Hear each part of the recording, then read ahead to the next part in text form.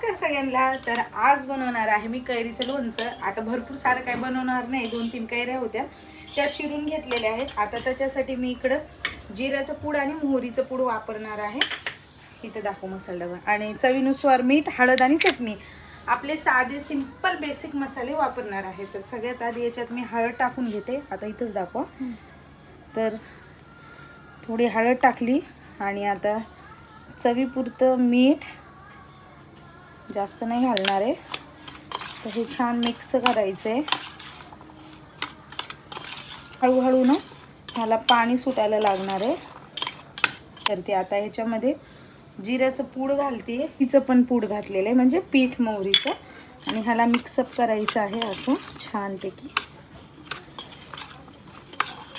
असं मस्त मस्त मस्त सुगंध येतोय ना, खूप छान। आणि आता ह्याच्यामध्ये टाकायचं आहे, तुम्ही बेडगी मिरची पावडर वापरू शकता कलरसाठी, पण आता मला तिखटच पाहिजे आहे लोणचं, म्हणून मी हे 3 चमचे आपली घरातली जी लाल मिरची पावडर असते ना ती घालते आहे। आणि ह्याला मस्त आता मिक्स करायचं आहे, बघू शकता तुम्ही। आणि हे तेल जे आहे ना ते मी गरम करून थंड केलेलं तेल आहे, आणि हे तेलही याच्यामध्ये टाकून घ्यायचं आहे। आता एवढं तेल घेतलं मी, 2 चमचे तेल घेतलेलं आहे। आता हे मिक्सअप करायचं आहे तेलाबरोबर व्यवस्थित। आता हे मस्तपैकी मिक्स झालेलं आहे। तर ह्या क्यूट अशा बॉटलमध्ये ह्याला मी भरणार आहे। आता ना ह्या कैऱ्या ना एवढ्या काही आंबट नव्हत्या, म्हणून मी ह्याच्यात साखर टाकलेली नाही। तुम्हाला हवं असेल ना तर तुम्ही ह्याच्यामध्ये साखर किंवा आपले जे लसूण असतात ना ते अख्खे लसूण सुद्धा टाकले तर जमतात।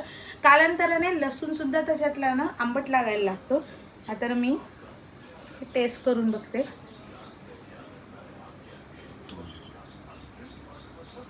खूप छान झाले, एक नंबर। आता लोणच्याचे प्रमाण जर जास्त असेल ना तुम्ही ह्या भरणीला ना आपली हिंगाची धुरी देऊ शकतात, पण आता माझं हे अवघ्या 2 दिवसात लोणचं संपून जाईल। आता ह्या बाटलीमध्ये मी भरून ठेवते।